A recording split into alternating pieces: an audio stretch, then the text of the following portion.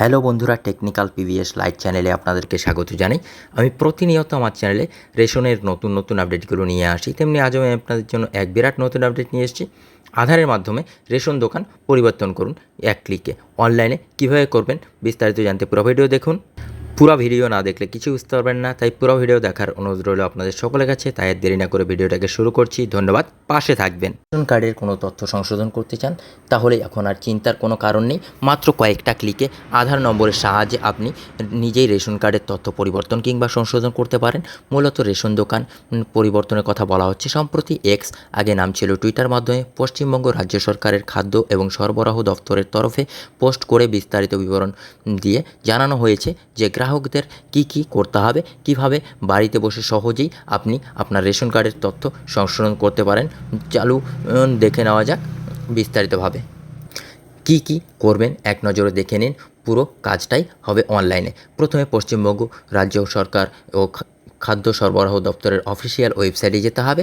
সেখানে গিয়ে দেখতে পারেন সিটিজেন হোম মেনু, এই অপশানে ক্লিক করতে হবে গ্রাহকদের। এবার আপনার সামনে খুলে যাবে নতুন পেজ, সেখানে থাকবে রেশন কার্ড রিলেটেড কর্নার, এই মেনুতে ক্লিক করতে হবে। বন্ধুরা, আমি ডিসক্রিপশন বক্সে পশ্চিমবঙ্গ খাদ্য দপ্তরের অফিসিয়াল ওয়েবসাইটটা দিয়ে দেবো, আপনারা সেখান থেকেও ক্লিক করে করতে পারবেন। এরপর পরবর্তী পেজ আপনার সামনে এলে সেখানে সেলফ সার্ভিস থ্রু আধার, এই মেনুতে ক্লিক করতে হবে গ্রাহকদের।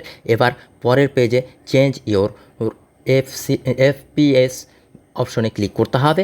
এর মাধ্যমে মূলত আপনার পরিবারের রেশন দোকান পরিবর্তন হবে। এরপর আপনার সামনে স্ক্রিনে যে পেজ খুলবে সেখানে রেশন কার্ড নম্বর লিখে একটি বক্স আসবে, সেখানে নিজের রেশন কার্ডের নম্বর লিখে তারপর সার্চ অপশনে ক্লিক করতে হবে। এবার আসবে আধার অনুমোদন, একটি চেকবক্স, সেখানে যদি আপনি টিক মার্ক দেন তাহলে আপনার সামনে আসবে সেন্ড ওটিপি অপশন। এখানে ক্লিক করলে আপনার আধার কার্ডের সঙ্গে সংযুক্ত থাকা মোবাইল নম্বরে ওটিপি পৌঁছে যাবে। অর্থাৎ রেশন কার্ডের এই পরিবর্তন যা আপনার আধার নম্বরের সাহায্যে হবে, সেক্ষেত্রে আপনার আধার কার্ডের সঙ্গে মোবাইল নম্বর সংযুক্ত থাকা অতি অবশ্যই প্রয়োজন। আপনার ফোনে একটি 6 ডিজিটের ওটিপি আসবে, সেটা টাইপ করতে হবে। এবার আপনার বর্তমান ঠিকানা আপডেট করতে হবে। তারপর আপনি যে রেশন দোকানে যেতে চান সেটি সিলেক্ট করে নেক্সট অপশনে ক্লিক করতে হবে। যদি পরিবারের কোনো সদস্যের রেশন কার্ডের সঙ্গে মোবাইল নম্বর সংযুক্ত না থাকে তাহলে একটি নির্দিষ্ট বক্স থাকবে মোবাইল নম্বর লেখার জন্য, সেখানে লিখে দিন মোবাইল নম্বর।